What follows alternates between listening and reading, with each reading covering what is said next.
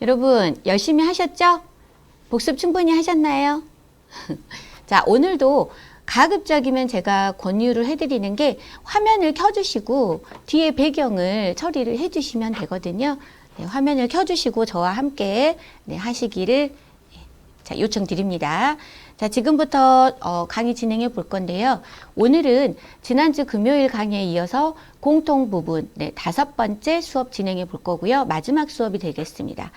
자, 그러면 공통 부분의 5번째 챕터고요. 모집질서 관련 법규 및 민원 사례 보도록 하겠습니다. 18번부터 21번까지 네 문항 출제가 될 거예요. 자, 한 문제에 4점짜리 해당되는 18번 문제. 자, 오늘 배우는 챕터에서 출제가 되기 때문에 좀 더 자세히 설명 들으시고 충분히 복습해 주시기 바랍니다. 자, 첫 번째 완전 판매 보도록 하겠습니다. 우리가 보험을 모집하는 데 있어서 저희 모집 종사자들은 보험 판매가 완전 판매되도록 지향해야 되는 그런 태도를 가져야 됩니다. 그래서 완전 판매가 되기 위해서는 3가지 기본 지키기를 꼭 이행을 해야 되는데요. 자, 종류를 보시면 청약서에 자필 서명을 꼭 받아야 되고요. 청약서를 부본을 전달을 해야 합니다. 그리고 약관을 전달하면서 약관에 관한 중요한 내용을 꼭 설명을 해야 합니다. 그래서 우리가 이 3가지를 외워주셔야 돼요. 완전 판매 3대 기본 지키기는 자, 청, 약이라고 외워주시면 되는데 청약서 자필 서명의 자, 청약서 부본 전달의 청, 약관의 전달 및 주요 내용 설명의 약 이렇게 외워주셔도 되고 청자, 청부, 약설 이렇게 외워주셔도 됩니다. 자, 그래서 이 3대 기본 지키기를 이행하지 않을 시에는 계약자는 회사를 상대로 계약을 취소할 수 있고요. 계약을 취소할 수 있는 한도는 3개월입니다. 그래서 완전 판매 기본 지키기를 외우실 때에는 완, 삼, 취도 함께 외워주셔야 합니다. 2가지 외울 거 말씀드렸죠. 완전 판매 3대 기본 지키기는 자청, 약에 해당되더라. 그리고 이것을 제대로 이행하지 않았을 시에는 완전 판매를 이행하지 않았을 때에는 3개월 이내에 회사를 상대로 계약 취소가 가능하더라 해서 완삼치까지 외워주시고요. 자, 예시를 보시면 계약자가 동의하는 경우에 한해서 청약서와 보험 약관 등은 전자우편으로도 교부할 수 있습니다. 자, 2번째 모집자 실명제 보도록 하겠습니다. 보험 모집을 함에 있어서 우리 설계사들은 설계사의 소속 그리고 성명, 연락처를 기재해야 됩니다. 예시를 먼저 보시면 소속, 성명, 연락처는 기재하되 주민번호와 주소는 기재할 필요가 없습니다. 우리가 보험에서 이 문제들에서 주민번호를 기재해야 된다, 주민등록 등본을 제출해야 된다 이러한 것들은 해당 사항이 없는 내용이에요. 그래서 힌트 드리는 거예요. 주민번호는 어디에도 해당되지 않는다라는 거. 주소 마찬가지고요. 뭐만 필요하다? 소속과 성명과 연락처는 기재해야 된다. 만약에 모집자 실명제를 위반한 경우에는 1천만 원 이하의 과태료에 처해지게 됩니다. 그래서 우리가 모집질서 위반에는 모집자 실명제 위반도 있는데 모일과 1천만 원 이하의 과태료에 처해지더라. 외워주셔야 되고요. 상품 설명제 보도록 하겠습니다. 상품 설명서를 우리는 2부를 작성해서요. 한 부는 모집 종사자가 서명을 한 후에 계약자에게 교부합니다. 계약자에게 교부하고 다른 한 부는 계약자로부터 설명을 잘 들었다는 사실을 서명을 받아서 회사가 보관하게 됩니다. 자, 문제에서 설계사가 보관한다 라고 나오거든요. 설계사 보관이 아니라 누구다? 계약자와 회사가 보관한다. 기억하시고요. 자, 통신수단을 이용해서 우리가 하는 모집 있죠. 전화라든지 인터넷. 이러한 경우 통신수단을 이용한 모집에 해당되는데 그러한 경우에는 상품 설명서를 녹취를 통해서 확인이 가능합니다. 그래서 통신수단으로 모집한 통신판매의 경우에도 상품 설명서를 자필 서명을 꼭 받아야 된다라고 하면 이것은 틀린 지문이 되겠죠. 자, 통신수단을 이용한 경우 녹취를 통해서 확인 가능하다 기억하시고요. 이미 가입되어 있는 보험계약과 동일한 조건으로 갱신하는 계약 또는 계속 계약의 경우에는 설명 의무를 이행한 것으로 본다라고 합니다. 자, 같은 내용으로 갱신, 보험료만 조정이 되는 갱신 또 계속 계약, 똑같은 계약을 1년 놓고 그 다음에 1년 놓고 하는 계속 계약의 경우에는 설명 의무가 굳이 필요하지 않겠죠. 여러분들이 샀던 가스레인지 똑같은 거 1년 후에 또 샀어요. 그 다음에 또 사요. 이런 경우에 설명서 필요 없잖아요. 그런 것처럼 갱신이나 계속 계약 같은 경우에는 설명 의무를 이행한 것으로 본다라는 거고, 자, 문제 한번 보겠습니다. 모집자 실명제 및 상품 설명제에 대한 설명으로 틀린 것은 상품 설명서는 두 부를 작성하여 한 부는 보험 계약자가 한 부는 보험 설계사가 보관한다라고 했는데 네, 설계사가 아니라 어디다? 회사가 보관한다. 자, 제가 이렇게 그 오답 체크 같은 거 해드리면 꼭 써 놓으셨다가 나중에 오답 정리 꼭 해보시기 바랍니다. 자, 모집 종사자는 보험 계약자에게 제공하는 상품 설명서에 소속과 성명 등을 기재해야 된다. 모집자 실명제를 위반하면 1천만 원 이하의 과태료를 부과받을 수 있다. 네, 뭐 1과 최초 계약 시 설명 의무를 이행한 갱신 계약은 설명 의무를 이행한 것으로 본다. 네, 맞는 설명이 되겠죠? 자, 그리고 소속 성명 기재해야 되지만 주소나 주민등록번호는 기재하지 않는다. 기억하시고요. 자, 네 번째 보험료 영수제도 보도록 하겠습니다. 자, 보험료는 여러분 보험기간이 시작되기 전에 납부해야 하는 게 원칙입니다. 그래서 우리 보험 계약을 하면 어떻게 하죠? 고객님, 지금 보험료 계약이체 해갈게요. 통장에 돈이 있는지 꼭 확인해 주시고요. 없으면 계약이체 해주세요 라고 말씀하시잖아요. 그런 것처럼 시작되기 전에 납입을 해야지만 보험기간이 시작이 된다. 그리고 책임이 개시가 된다라는 거고요. 현금 수납을 원칙으로 하고 있습니다. 그리고 비가계성 보험 같은 경우에 비가계성 보험이라는 것은 기업성 보험에 해당이 되는데요. 자, 기업성 보험 같은 경우에는 선일자 수표 또는 은행 도움으로도 결제가 가능합니다. 그러나 개인이 계약하는 가계성 보험은 은행 도움 선일자 수표 받아주지 않아요. 자, 기업성 보험인 경우에 선일자 수표 은행 도움도 받아주지만 조건이 있어요. 1월 내 결제되는 것이어야 합니다. 반드시. 1월이 경과 시 부도 처리한다. 네, 틀린 설명이고요. 또는 만기가 도래하면 부도 처리한다. 네, 역시나 틀린 설명에 해당이 되겠습니다. 자, 세 번째. 해외에서 송금되는 보험료 수납 같은 경우에 자, 현지 관례에 따라서 우리가 처리하게 됩니다. 그래서 국내 관례에 따르지 않는다라는 거 기억하시고요.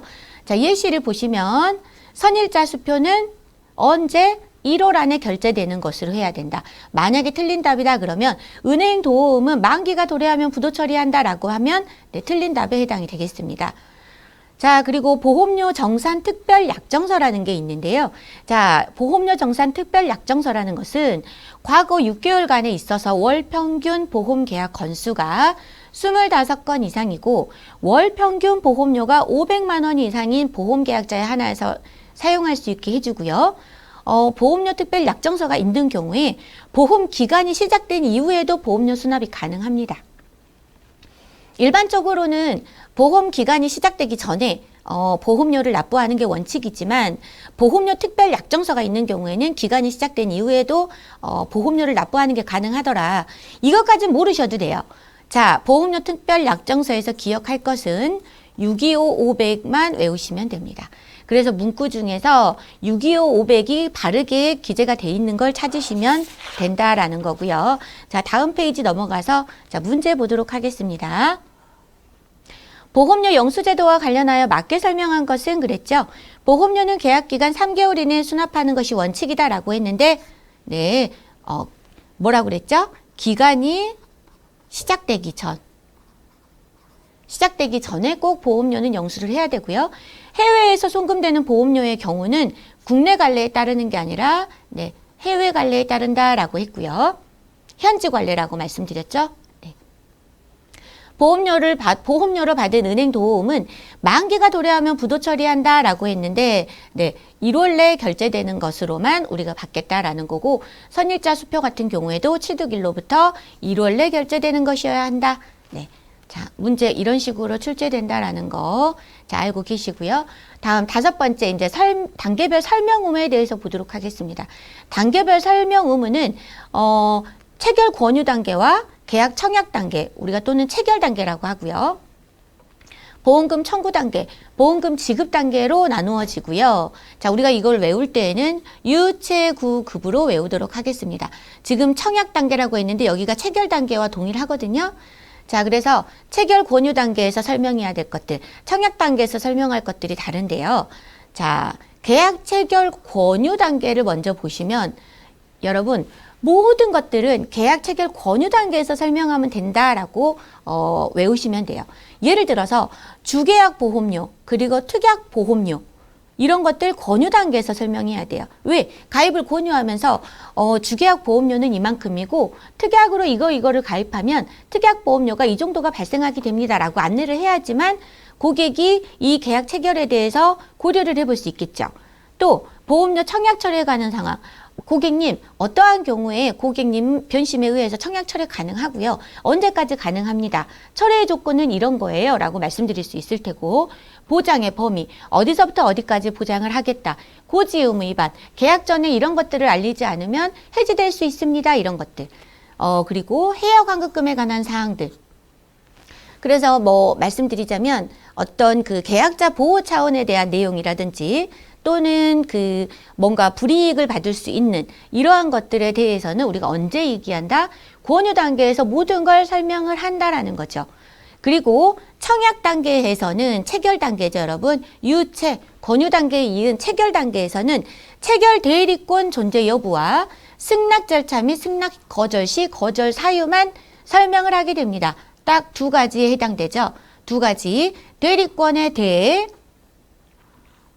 승낙 절차와 승낙 거절 시 거절 사유의 승만 여러분 외우셔서 체결 대승으로 외워주셔요. 우리 모집 종사자는 계약 체결을 하면 뭐예요? 대승리한 겁니다. 그냥 이렇게 외우자는 거예요. 좀 유치하겠지만 체결하면 대승리다. 그래서 체결 대승으로 외워주셔요. 자, 체결 단계에선 대리권 존재 여부다라는 것은 나를 위해서 누군가 다른 사람이 대신 체결할 수 있다라는 거예요. 계약자를 대신해서 체결할 수 있는 권리를 체결권이라고 합니다. 체결 대리권이라고 합니다. 그것이 있습니다, 고객님. 이라는 것과 승낙, 내가 보험회사에 계약을 넣을게 하는 게 청약. 회사에서 알겠어, 받아줄게 하는 게 승낙이에요.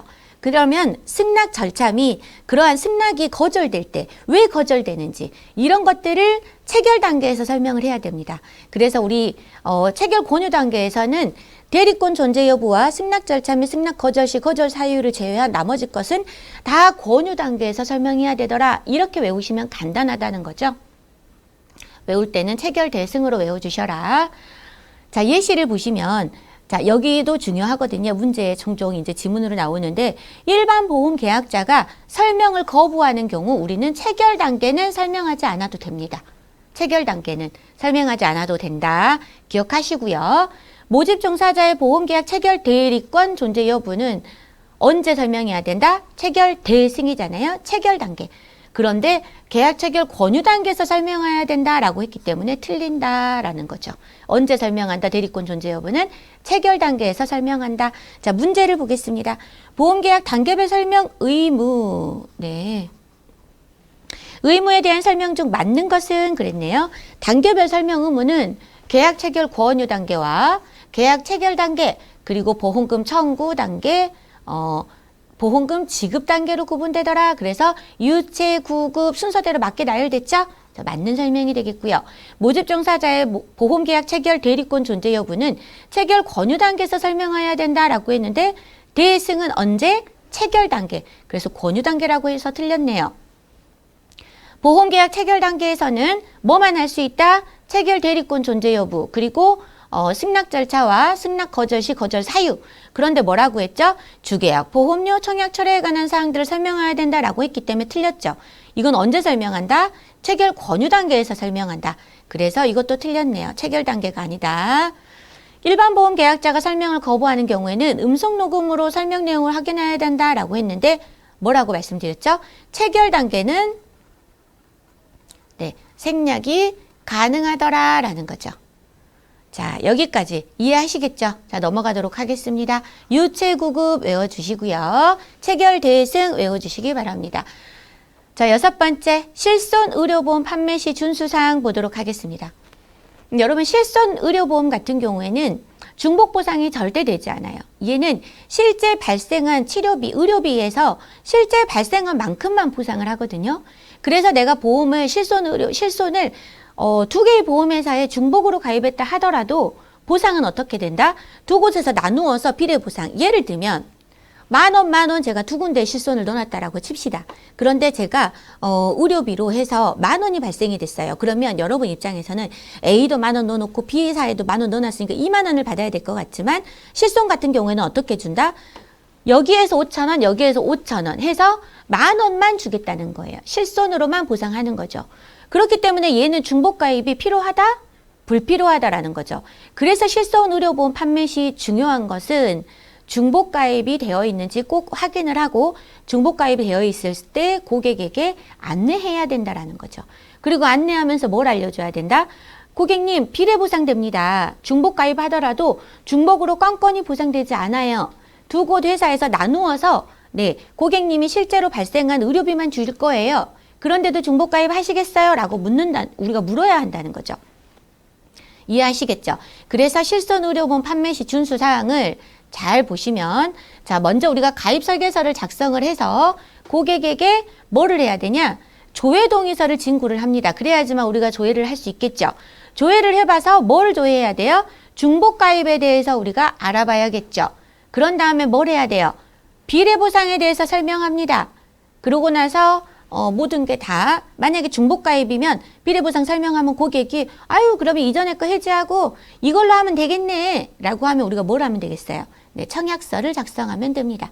그래서 실손 의료보험 판매 시 준수 사항도 이러한 어떤 중요성을 가지고 있기 때문에 순서를 우리가 외워라라는 거죠. 그래서 가입 설계서 작성하고 조회동의서, 중복, 비례보상, 청약서 해서 가조중비청으로 외우자라는 거죠. 지금 따라해 보세요.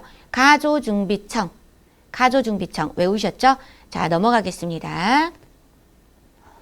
통신 판매 시 통신 판매를 했어요. 그런데 이 상품을 해지할 때 확인해야 되는 사항에 대해서 몇 가지 알아볼 거예요. 자, 통신 판매 상품 해지 시 확인 사항에 자필 서명 여부와 상품 설명서 수령 여부는 확인하지 않습니다. 왠지 알아볼게요. 왜일까요, 여러분? 자, 계약자 본인인지 여부를 다 확인을 하는 과정을 거칩니다. 그렇기 때문에 자필 서명 여부는 확인하지 않아도 된다라는 겁니다. 계약자 지금 본인이신가요? 네, 확인할 수 있는 절차를 거치죠. 자, 그렇기 때문에 계약자 본인인지 여부는 꼭 확인한다라는 거. 그리고 만약에 해지를 할 경우에 꼭 계약 체결 전에 통신수단을 이용한 해지에 동의했는지 여부를 우리가 확인하기 때문에 우리가 계약 체결할 때에는 꼭 뭐를 해야 된다? 통신수단을 이용한 해지에 대해서 동의를 해야 합니다. 자, 그래서 우리가 상품 해지 시에는 뭘 확인한다? 고객님, 계약 체결 전에 통신수단을 이용한 해지에 동의하셨나요? 라고 확인을 한다라는 거죠. 체결 전이라는 게 중요하고 체결 후에 확인한다. 틀린 지문이 됩니다. 타인을 위한 계약인 경우 통신 판매로 모집을 하더라도 절 위한 계약이 아니라 제 자녀를 위한 계약, 저희 남편을 위한 계약 할 수 있죠. 자, 타인을 위한 계약인 경우에 그 피보험자가 동의를 했는지 혹시 남편분이 동의하셨나요? 네, 확인을 한다라는 겁니다. 자, 그래서 보험계약을 청약한 자가 청약 내용을 정정하려는 경우 통신수단을 이용할 수 있도록 하여야 한다라는 겁니다. 자, 넘어가 보도록 하겠습니다. 자, 우리가 보험 계약 중에서 가입 설명서와 상품 설명서를 생략해도 되는 계약들이 있습니다. 자, 가입 설명서 생략 가능한 계약은요, 단체 보험 계약, 기업성 손해보험, 그리고 보증보험 계약, 3개월 미만 단기 계약은 가입 설명서 생략이 가능합니다.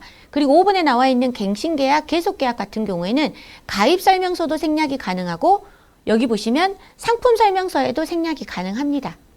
자, 그러면 우리가 뭘 외우면 될까요? 네, 상품 설명서가 생략이 가능한 계약이 뭐냐라는 것을 외우면 되겠죠. 전문보험 계약, 그리고 갱신 계속 계약 같은 경우에는 상품 설명서가 생략 가능한 계약에 해당됩니다. 문제에 이렇게 출제가 돼요. 상품 설명서를 생략 가능한 보험 상품이 아닌 것은 이렇게 물어요. 그러면 전문 갱신 계약하고 여기에다가 뭐 단체 보험 계약 이렇게 넣어놓겠죠. 그러면 우리가 상품 설명서 생략 가능한 한 계약은 전문 갱신 계약 계속이더라라고 기억하면 나머지 단체 보험을 체킹을 하실 수 있겠죠. 그래서 외울 때 어떻게 외운다? 상품 설명서 생략 가능한 것은 전문 갱신 계속 계약이더라. 기억하시고요. 가입 설명서 생략 가능한 것은 그 외에 단체 기업 보증 3개월 미만 단체 계약이더라 라고 기억하시면 된다라는 겁니다. 자, 특별이익 제공 금지. 자, 지금부터는 그 보험업법에 의해서 이렇게 하면 안 됩니다. 모집종사자 여러분, 이런 행위는 금지 행위예요 라고 지정된 것들에 대해서 알아볼 건데요. 먼저 제98조에 그 제정이 돼 있는 금지 행위에 대해서 알아보도록 하겠습니다. 자, 우리가 보험 계약을 모집하는 데 있어서 계약자에게 특별한 이익을 제공하면 안 됩니다 라고 규정되어 있어요. 그런데 거기에 특별이익에 포함된다라는 것은 뭔가 기초수리 정하지 않은 할인을 특별하게 막 더 많이 제공을 한다거나 3만 원 이상의 금품이나 어떠한 그 뭐 귀중품 같은 것들, 상품권 이런 것들을 선물한다거나 또는 보험료나 이자를 대납한다거나 이런 것들이 전부 다 특별이익에 해당이 됩니다. 특별이익 제공에. 자, 자세히 한번 알아볼게요. 첫 번째, 기초서류에 근거하지 아니한 보험료 할인이라고 했습니다. 근거하지 아니했는데 보험료를 더 할인을 해줬어요. 당연히 특별이익 제공에 해당이 되겠죠. 자, 예시에서 보시면 기초서류에서 정한 보험금액을 지급을 약속했다. 이것은 정해놓은 대로 했기 때문에 어때요? 특별이익 제공에 해당되지 않는다라는 겁니다. 자, 근거하지 아니한 이런 것들이 특별이익 제공에 해당된다. 두 번째, 기초서류에 정한 보험금액보다 많은 보험금액을 지급하기로 약속했어요. 이런 것 또한 특별이익 제공에 해당이 되겠죠. 보험료를 대납했다 또는 대출금 이자를 대납했다. 대신 납부했다라는 거예요. 이런 경우에도 특별이익 제공 금지에 해당됩니다. 자, 4번을 보시면 최초 1년간 납입보험료의 100분의 10과 3만 원 중 적은 금액을 제공하는 것은 가능하다라고 했죠. 네, 적은 금액은 가능한데요. 여러분, 특별이익 제공에 해당이 되려면 3만 원 이상인 경우, 이러한 경우에는 특별이익 제공에 해당이 됩니다. 그러니까 기준을 어디에다 둔다? 3만 원 이상을 제공했다 그러면 특별이익 제공에 해당된다라는 겁니다. 자, 특별이익을 제공 금지에 우리가 위반을 했다 그러면 위반 사항 시 3년 이하의 징역 또는 3천만 원 이하의 벌금에 처해지게 됩니다. 그래서 어떻게 외운다? 특33 벌로 외운다. 뒤에 꼭 벌도 써주셔요, 여러분. 자, 위반 사항 특별이익을 제공 금지에 우리가 행위를 해서 걸렸다. 그러면 3년 이하의 징역 3천만 원 이하의 벌금에 처해지더라. 그게 특33 벌이다 라고 외우고 특별이익 제공 금지는 98조에 의거해서 금지된 사항이더라 라는 거죠. 자, 문제 보겠습니다. 특별이익 제공 금지의 행위에 해당하는 것은 그랬네요. 화재보험 갱신계약 시 기초서류에서 정한 대로 할인율을 적용해서 계약 체결했다. 이것은 해당되지 않죠, 여러분. 기초서류에서 정한 사유에 근거한 수수료를 지급을 했다. 이것 또한 해당되지 않습니다. 최초 연간 납입보험료의 10%와 3만 원 중 적은 금액을 지급했다. 이것 또한 특별이익에 해당되지 않는다. 4번 보시면 기초서류에서 정한 보험금액보다 많은 보험금액 지급을 약속했다. 이거 뭐죠? 특별이익 제공 금지에 해당이 되고요. 하나만 같이 기억하세요. 제공을 한 게 아니라 약속만 했죠. 그럼 이런 경우에는 특별이익 제공 약속 금지 행위에 해당이 됩니다. 그러나 약속도 제공한 것도 둘 다 특별이익의 금지 행위에 해당되더라라는 거죠. 어찌됐건 약속도 특별이익 제공 금지에 해당하기 때문에 4번이 정답이더라라는 거고요. 자, 11번 보시면 지금부터는 보험업법 제97조에서 금지 행위로 규정된 것들에 대해서 알아볼 건데요. 보험계약 체결 또는 모집에 관한 금지 행위 97조입니다. 특별이익은 98조였어요. 자, 첫 번째, 다른 모집 종사자의 명의를 이용하여 보험계약을 모집했다. 자, 이것은 아래에 보이시는 경유처리에 해당이 됩니다. 자, 다른 모집 종사자의 명의를 이용해서 보험계약을 모집을 한 것, 경유처리에 해당이 되고요. 여기 보시면 경일과, 경유처리를 했을 때에는 1천만 원 이하의 과태료에 처해지더라라는 거죠. 자, 두 번째, 보험계약자 또는 피보험자에게 보험계약 내용에 중요한 사항을 알리지 않았다. 중요한 사항을 알리지 않고 계약을 한다는 건 보험계약자의 권리를 보호하지 않았다라는 거죠. 그래서 97조에서 금지하고 있고요. 이미 성립된 보험계약을 부당하게 소멸시켰대요. 그리고 새로운 보험계약을 청약하게 하는 행위. 이것을 우리가 승환계약이라고 하는데요. 승환계약 아래에 나와 있긴 합니다만, 자, 승환계약이라는 건 이런 거예요. 제가 보험 설계사 시험을 보고 합격을 했어요. 자격이 생겼죠. 그랬더니 제 친구가 뭐라 그래요? 내 거 보험 나 한 5개 정도 있는데 그거 다 없애고 너한테 들어줄게 라고 합니다. 그러면 제가 어떻게 해요? 그러면 안 돼 라고 해야 되는데 그래? 좋아 하고 여기에 이상이 없는 계약을 전부 부당하게 소멸시키고 제가 가입한 걸로 한 3-4개를 다시 체결을 시키는 거예요. 이런 경우 우리가 부당하게 소멸시키고 새로운 계약을 체결하겠다. 승환계약이라고 합니다. 그리고 만약에 이런 경우 있어요. 근데 이 친구가 갖고 있는 보험이 전부 다 만기가 1달 정도밖에 남지 않았어요. 그럼 만기가 예정이기 때문에 그것을 새로 갈아서 저한테 가입하는 것은 승환계약에 해당이 될까요, 여러분? 해당되지 않겠죠. 그러나 그런 상황을 제외하고 그 이상이 없는, 아무 이상이 없는 계약을 다 부당하게 소멸시키는 거, 그리고 새로 가입하게 하는 거, 이게 바로 승환계약에 해당된다라는 겁니다. 승환계약 같은 경우에는 승일과로 외워주십시오. 보험업법에서는 승일과에 해당이 되고요. 나중에 나오겠지만 상호협정 간의 제재금은 또 다르게 발생이 되거든요.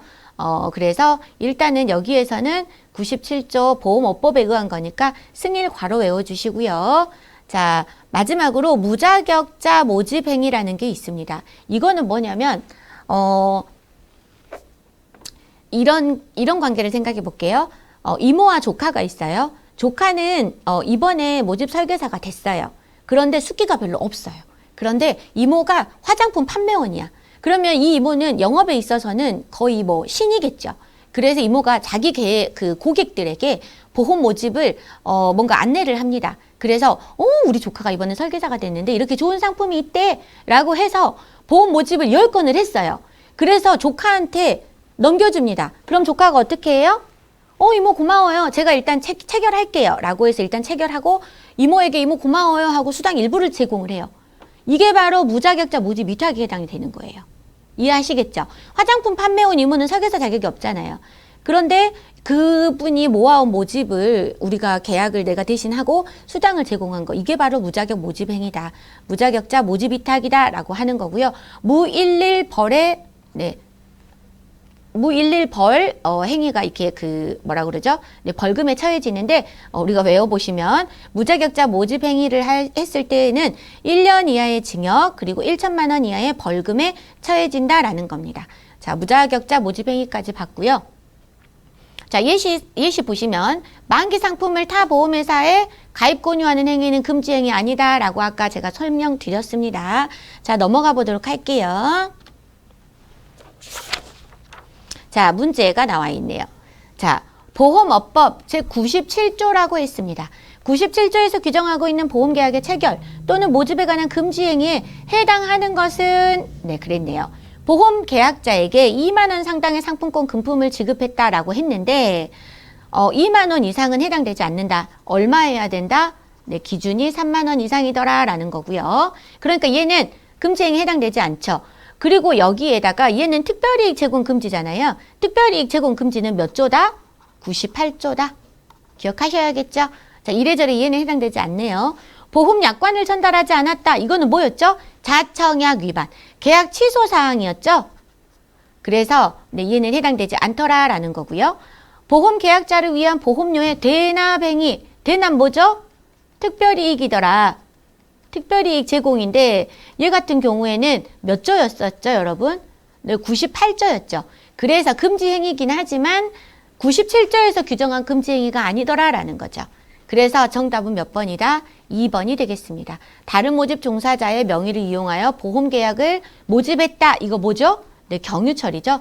경유처리는 1천만 원 이하의 과태료에 처해지게 된다. 자, 이렇게 알고 계시고요. 자, 뚜둥입니다. 뚜둥. 여러분, 이 표 굉장히 중요해요. 별표 3개 꼭 해놓으시고요. 이거 외우셔야 되는데 이렇게 보면 이걸 다 어떻게 외우냐. 와, 너무한다라고 하시겠지만 제가 도와드리겠습니다, 여러분. 일단 우리가 이렇게 금지 행위를 우리가 구분할 때 보험업법에서는 보험업법에서는 벌금과 과태료를 발생시킵니다. 그리고 보험회사 그 협회에서 상호협정 간에는 제재금이라는 걸 발생을 시켜요. 일단 이 두 가지 기억하셔야 돼요. 보험업법에서는 벌금과 과태료더라. 상호협정에서는 제재금이더라. 제재금을 발생을 시킨다더라 라는 거죠. 법이 아니기 때문입니다, 여러분. 자, 그리고 보험업법에서 그 벌금과 과태료는 여러분, 벌금과 과태료 차이 혹시 아세요? 벌금은 뭐냐? 이런 거예요. 누가 신고해서 걸린 경우에, 신고해서 적발된 경우에는 벌금에 처해지고요. 경찰이 이렇게 서 있다가 그 막 차들이 지나가는데 신호위반 행위를 하는 걸 잡았어요. 그 자리에서 잡아서 걸린 경우에는 과태료가 부과가 됩니다. 그런데 누가 블랙박스로 찍어서 신고를 해서 걸렸어요. 그러면 그런 경우에는 벌금이다. 그냥 간단하게 이거는 참고만 하셔요. 그래서 이러한 차이들이 있더라라는 거 기억하시고 상호협정 간에는 제재금만 발생이 된다. 그리고 여기 우리가 그 보험업법에서 여러분 모든 과태료는 그냥 1,000만 원이에요. 그래서 과태료를 묻더라 그러면 무조건 얼마다? 1,000만 원입니다. 모든 과태료는. 그런데 딱 하나만 3,000만 원이에요. 뭐냐? 장애인 보험 가입 차별 행위에 관한 법무부 장관의 명령을 위반했다. 그러면 그것만 3,000만 원 과태료예요. 그러면 장애인과 관련된 과태료만 3,000이고 나머지는 다 얼마예요? 모든 과태료는 다 1,000만 원이에요. 자, 그러니까 과태료는 더 이상 외우실 필요 없겠죠. 장애인 인권에 해당되는 것만 3,000이더라. 과태료 외우시고요. 자, 외우는 방법 하나 알려드렸고요. 벌금은 이렇게 외우시면 됩니다. 무자격자 모집행위는 무일일벌이다. 외우시고, 자, 승환계약은 아까 제가 뭐라고 그랬죠? 승일과로 외워주시면 됩니다. 그리고 특별이익 제공 금지는 특33벌로 외워주시면 됩니다. 특33벌. 벌금 하나, 두 개 나왔죠? 장애인 보험 가입 차별 같은 경우에도 장33벌이에요. 네, 벌금 몇 개 나왔죠? 벌금 3개 나왔네요. 자, 나머지는 경유 처리 금지 위반도 경일과. 과태료 또 1,000만 원이죠? 자, 자필 서명 미이행, 모집자 실명제 위반 둘 다 보험업법에 의해서 1,000만 원 과태료거든요. 자일과 모일과 이렇게 외워주시면 됩니다. 제가 약속드린 대로 과태료는 전부 다 얼마다? 네, 1,000만 원이더라. 뭐 하나만 장애인 차별 금지에 대한 명령을 위반했을 때에만 3,000만 원 과태료더라. 요거 외우시고 벌금은 무일일벌 그리고 특33벌 그리고 장33벌 이렇게 외우시면 된다라는 겁니다. 자, 그 다음에는 우리가 상호협정 위반에서 발생되는 제재금을 외워볼 건데요. 제재금은 여러분 특무승장 4가지만 외우세요. 특무승장. 왜냐? 제재금 발생되는 거 3,000만 원 이상의 제재금 발생되는 거, 네, 무자격자 모집 위탁, 네, 그리고 승환계약, 특무승 해당되죠. 승환계약도 3,000만 원 제재금. 그리고 보시면 특별이익 같은 경우에도 특무승이잖아요. 네, 특별이익도 3,000만 원 제재금 발생되고요. 그리고 장애인 보험 가입차별 특무승장 얘도 3,000만 원의 제재금입니다.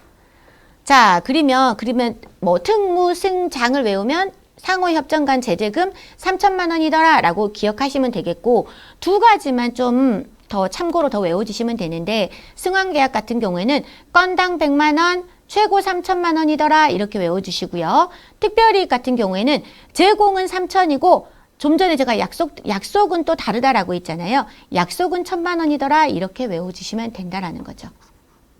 자, 다시 한번 말씀드릴게요. 상호협정 간에 발생되는 제재금은 특무승장 4가지만 외우시면 되고 왜냐? 다 전부 다 3,000만 원 제재금이니까. 네, 무자격자, 특별이익, 승환계약, 장애인 차별 금지 행위 모두 다 3,000만 원 제재금인데 여기서 2가지. 승환계약은 건당 100만 원, 최고 3,000만 원 이렇게 외우시고 특별이익은 제공은 3,000, 약속은 1,000 이렇게 외우시면 된다라는 겁니다. 이거 외우실 수 있겠죠, 여러분? 네. 여러분 외우실 수 있을 것이라고 저는 믿습니다. 자, 시간이 없으니까 넘어가도록 할게요. 자, 자, 위반 사례를 예를 들어서 이제 좀 알려드리도록 할게요. 자, 모집 자격이 없는 화장품 판매원. 아까 화장품 판매원 이모 말씀드렸죠? 그 판매원이 모집한 계약을 대리점이 모집한 계약으로 처리하고 받은 수당을 화장품 판매원에게 지급했다. 이거 뭐다? 무자격자 모집행위다. 그래서 무11벌 또는 3천만 원 제재금 발생된다더라. 비대리점 소속 설계사 성춘향은 계약자에게 월 5만 원 상당 실손의료보험 계약 체결 후 감사 표시로 2만 원 상당의 상품권을 선물했다. 이것은 뭐다? 위반사항 해당 없음입니다. 왜? 3만 원 미만이니까. A대리점 소속 설계사 이몽룡은 B보험 소속 설계사 성춘향이 모집한 계약을 자신이 모집한 것으로 하여 성춘향에게 자기가 받은 수당의 일부를 지급하더라. 자, 얘도 이몽룡이도 자격이 있고 설계사도 성춘향이도 자격이 있죠. 그래서 이거는 뭐다? 유자격자와 유자격자 간의 거래더라. 그래서 얘는 뭐라고 한다? 경유처리라고 한다. 그래서 경유처리는 유유로 외우셔요. 유자격자와 유자격자 간의 거래더라. 그래서 경유처리는 경일과 과태료 발생되더라. A대리점 변학도는 인터넷 홈페이지에 태아보험 가입 시 50만 원 상당의 외제 유모차를 증정한다는 내용을 기재했다. 여러분, 내용 기재는 뭐다? 주지는 않았잖아요. 내용만 기재했죠. 그럼 이건 약속만 한 거예요. 그래서 특별이익 제공 약속 금지 행위 위반에 해당이 된다라는 거죠. 다음, 그러면 특별이익 제공 약속이니까 제재금 얼마죠? 네. 약속은 1,000만 원 제재금 기억하시고요. A대리점 변학도는 인터넷 홈페이지에 태아보험 가입 시 50만 원 상당의 외제 유모차를 증정한다는 내용을 기재하고 계약 체결 후 유모차를 제공을 했대요, 여러분. 그럼 뭐죠? 특별이익 제공 금지다. 그래서 특33벌, 보험업법에서는 특33벌에 처해지고 제재금에서는 3천만 원 제재금이 발생이 되더라라는 거죠. 이것도 중요하거든요, 여러분. 중고차 매매업자가 고객에게 중고차 판매 과정에서 자동차 보험 가입 의사가 있는 고객을 A대리점에 소개를 시켜줬어요. 그랬더니 A대리점이 어떻게 했어요? 일정 비율로 수수료를 지급을 해요. 일정 비율로. 그러면 이거는 뭐다? 수수료 부당 지급 금지 위반이다라는 거죠. 그래서 문제에 수수료를 지급을 했다더라 그러면 부당 수수료 지급 금지 위반이더라라고 키워드 연결해서 찾으시면 될 것 같습니다. 자, 여기까지 이해하시죠? 자, 넘어가도록 하겠습니다. 문제 볼 거고요. 자, 손해보험 공정경쟁질서 확립에 관한 상호협정에서 모집 종사자가 특별이익 제공 약속한 경우 제재금 부과 최고 한도는 제공은 3천, 약속은 뭐였죠? 약속은 1,000만 원이었죠. 제재금에서. 그러면 정답은 몇 번? 1,000만 원에 해당이 되겠네요. 보험업법상 처벌인지 협정에서 상호협정에서 제재금인지 꼭 확인하셔야 돼요, 여러분. 손해보험 공정경쟁질서 유지에 관한 상호협정상 모집 종사자가 특별이익을 제공한 경우 제재금 최고 한도액은 이번엔 제공이네요. 그럼 얼마다? 최고 3천이다. 자, 세 번째 문제. 다른 보험회사의 보험계약을 부당하게 인수하는 승한계약을 행한 경우 손해보험 공정경쟁질서 확립에 관한 상호협정에서 제재금 부과 기준은 그랬네요. 제가 아까 승한계약 같은 경우에 제재금 두 가지로 외워주라고 말씀드렸죠. 건당 얼마? 건당 100만 원. 최고 3천이더라. 네, 그러면 최고 3천은 나와 있지 않네요. 네, 건당 100만 원이더라. 그래서 1번이 정답이 되겠습니다. 자, 여기까지 알려드렸고요. 자, 자기계약 금지라는 게 있습니다. 자기계약 금지 사항은 뭐냐? 다 외우지 않으셔도 돼요. 여러분 100분의 50만 기억하시면 돼요.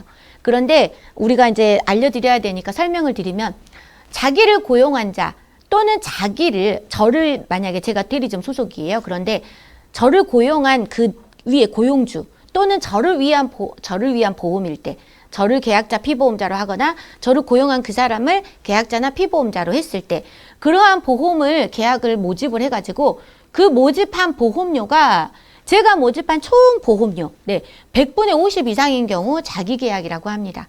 그래서 그러한 경우 자기계약도 우리가 금지를 하고 있습니다. 그래서 자기계약은 이런 내용에 대한 설명 나오지 않아요.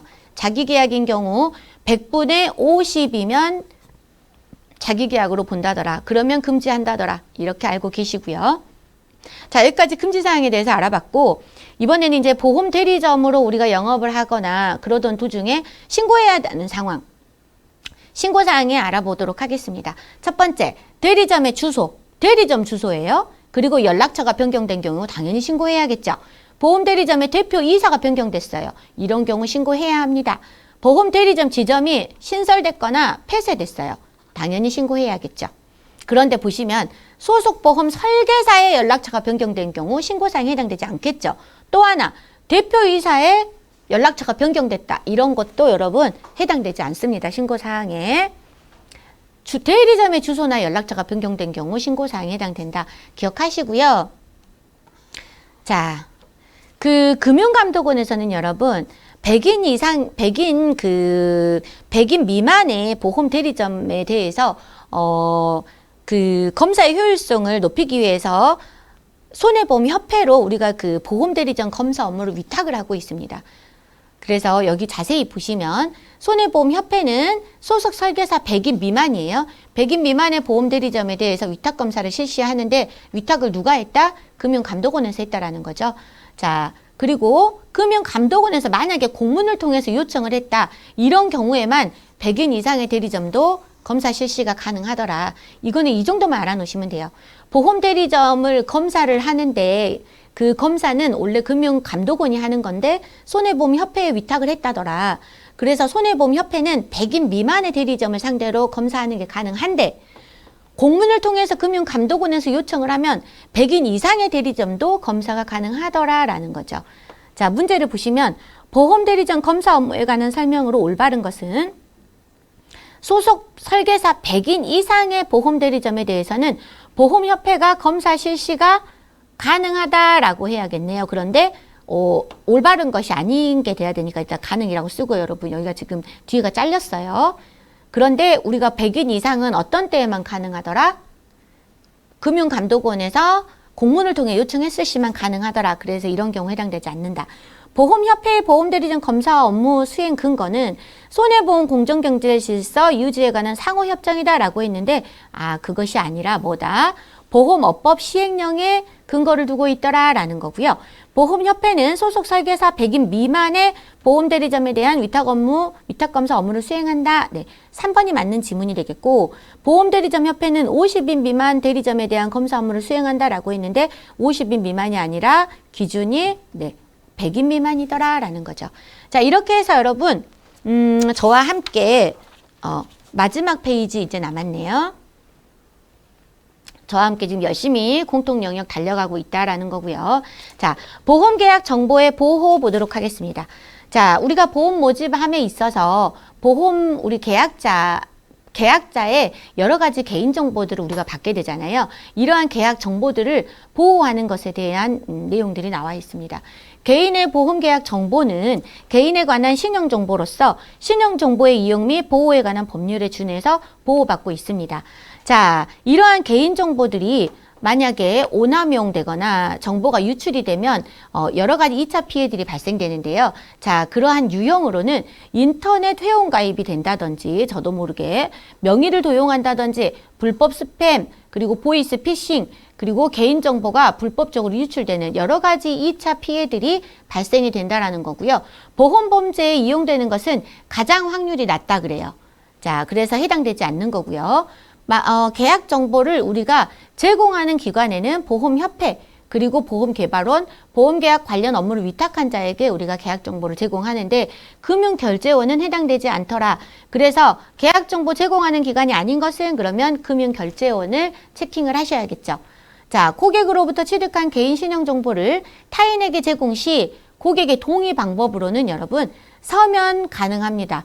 공인전자 서명도 가능해요. 유무선통신입니다.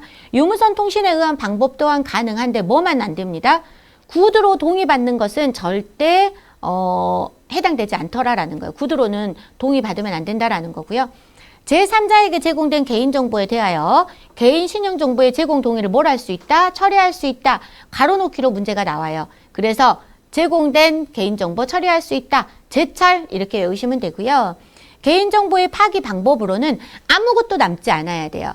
그래서 사본을 저장한 후에 나머지는 폐기 처리를 한다. 이런 경우 다 틀립니다. 아무것도 남지 않아야 돼요. 파쇄 또는 소각해야 되고요. 복원이 불가능한 방법으로 영구 삭제해야 돼요. 전자적 파일의 경우. 그러겠죠? 자, 문제 볼게요. 보험계약과 관련하여 보험회사가 고객으로부터 취득한 개인정보를 타인에게 제공하는 경우에 해당 고객으로부터 동의를 얻어야 하는데 다음 중 동의를 얻는 방법으로 잘못된 것은 뭐다? 네, 구두로 받는 것은 잘못됐다. 개인정보 유출로 인한 이체 피해 유행 중 발생 가능성이 가장 낮은 것은 뭐다? 보험 범죄이더라. 그리고 장애인 보험 가입 차별 금지에 대한 금지 사항을 우리가 마지막으로 알아보고 공통 시간을 마치도록 하겠습니다. 장애인 보험 가입 차별 금지는 제가 말씀드렸죠. 장33 벌에 의해서 보험업법에서 처리가 되더라. 그리고 또 하나 3천만 원 과태료에 해당되는데 이것은 뭐다? 명령을 어겼을 때 좀 더 자세히 알아보도록 하겠습니다. 장애인 차별금지 위반 시 3년 이하의 징역 또는 3천만 원 이하의 벌금에 처해집니다. 어떤 경우에 만약에 가입을 거절한다거나 보험금을 감액을 한다거나 아이고 무슨 말도 안 되는 소리를 적어놨네요.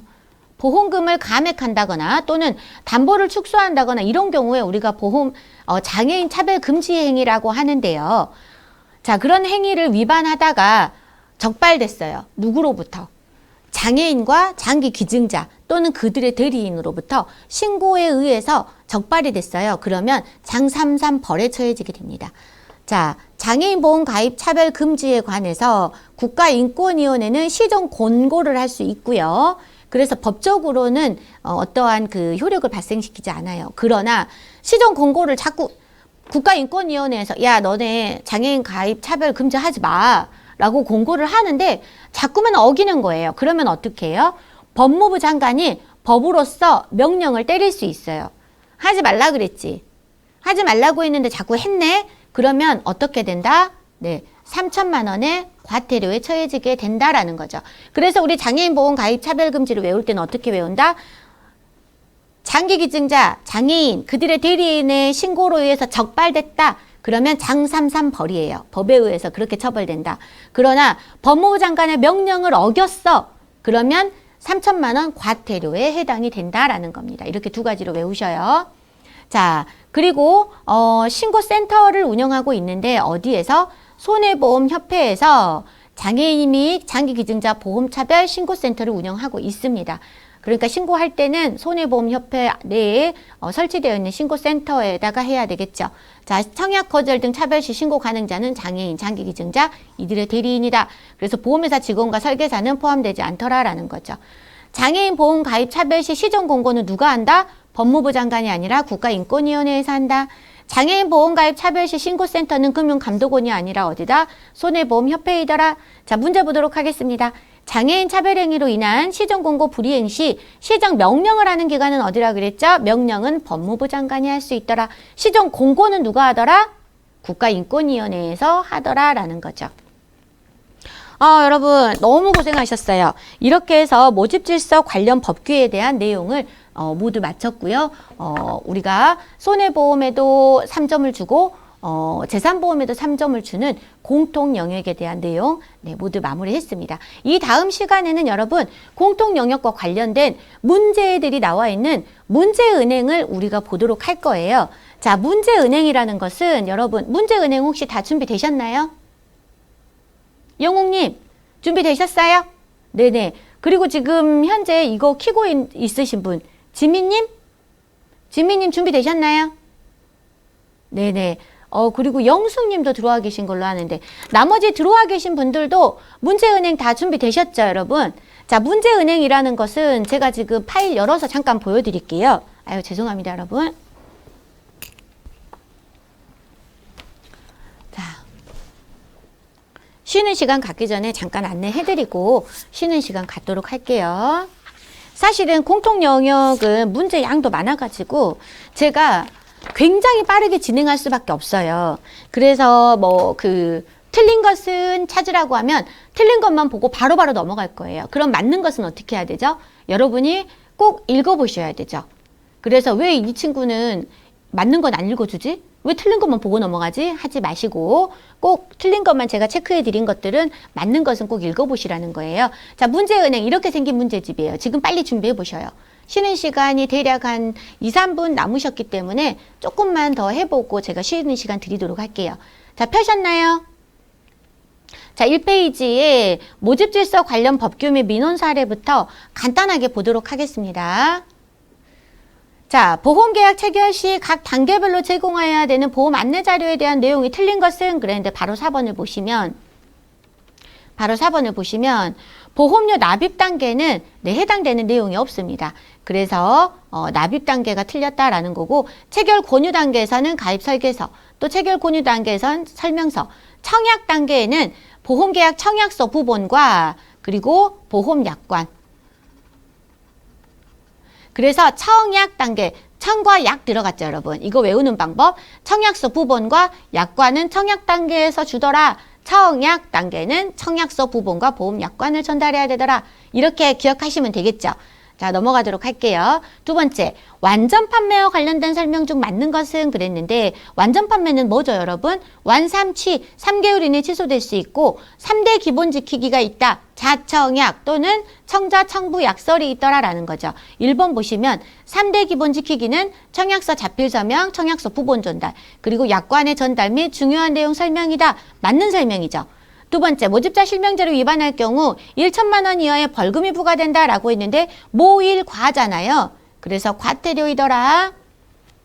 기업성 보험의 경우에는 단계별 설명 의무가 적용되지 않는다라고 했는데 해당되지 않는다.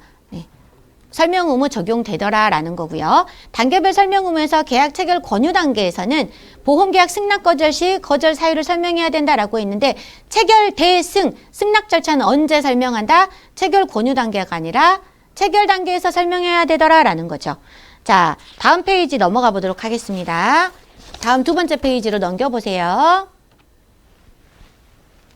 우리 지민님 어디 가셔서 안 오시지? 자, 마지막에 28번을 잠깐 보시면 자, 다음 중 특별히 제공 금지 행위에 관한 설명 중 틀린 것은 그랬네요. 바로 틀린 것 볼게요. 보험업법 제98조에서 지민님 두 번째 페이지 보세요. 두 번째 페이지. 자, 4번 보시면 보험업법 98조에서 규정한 금품 등을 요구하여 수수한 보험계약자 또는 피보험자는 1천만 원 이하의 벌금에 처한다라고 했는데 특 33벌이잖아요. 어디가 틀렸어요? 3천만 원 이하의 벌금이에요. 네, 그래서 이런 식으로 문제가 나온다라는 거죠. 나머지는 전부 맞는 거니까 꼭 읽어보시고요. 특 33벌 이것만 찾으면 이런 문제는 풀 수 있다라는 거고요. 바로 다음 페이지 넘어가 보도록 할게요. 자, 29번 보세요. 29번. A보험 대리점 대표 이춘풍은 인터넷 홈페이지에 태아보험 가입 시 50만 원 상당의 외제 유무차를 증정한다는 내용을 게재하여 보험계약자 이월매와 보험계약을 체결하고 외제 유무차를 제공하였다라고 했네요. 어떤 위반 행위인가요, 여러분? 특별히 제공 금지 위반이죠. 네, 98조에 의해서 정해진 특별히 제공 금지예요. 그런데 옆으로 쭉 오시면 39번을 보셔요. 똑같아요. 이춘풍이 인터넷 홈페이지에 태아보험 가입 시 50만 원 상당의 외제 유무차를 증정한다는 내용을 게재했어요. 내용 게재. 이거 뭐죠? 약속만 했으니까 약속 금지 위반 사항에 해당이 되는 겁니다. 그래서 4번이 정답이 되는 거예요. 증정을 했다. 그러면 특별이익 제공 금지고요. 이렇게 내용만 게재했다. 그럼 뭐다? 특별이익 제공 약속이다. 헷갈리지 말고 문제를 푸셔야 된다라는 거고요.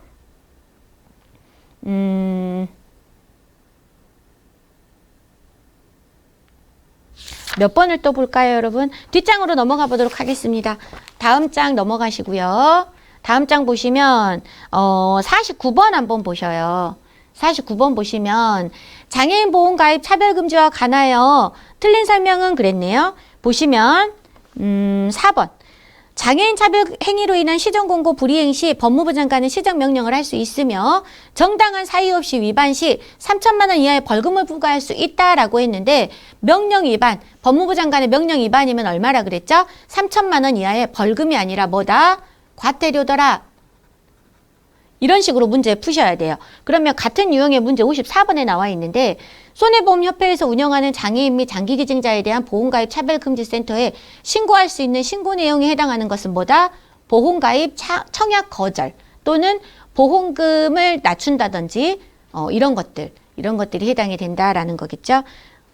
만약에 여기에서 잠깐 49번을 다시 보시면 시정 공고는 국가인권위원회에서 시정 공고할 수 있죠. 명령은 누가 할 수 있어요? 네, 법무부 장관이 할 수 있고 명령 위반은 3천만 원 과태료고요.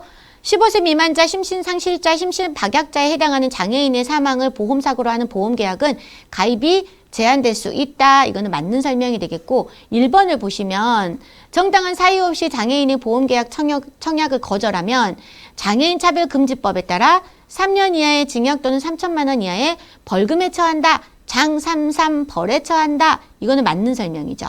네, 그래서 벌금과 과태료 꼭 구분해서 여러분 외워주시라는 겁니다. 자, 우선은 여기까지 하고 여러분 쉬는 시간 갖고요. 저와 함께 죄송해요. 식는 시간을 많이 드릴 수가 없을 것 같아요. 저희 5분만 쉬고 네, 정각에 다시 만나 뵙도록 할게요. 저도 얼른 금방 다녀오도록 하겠습니다, 여러분.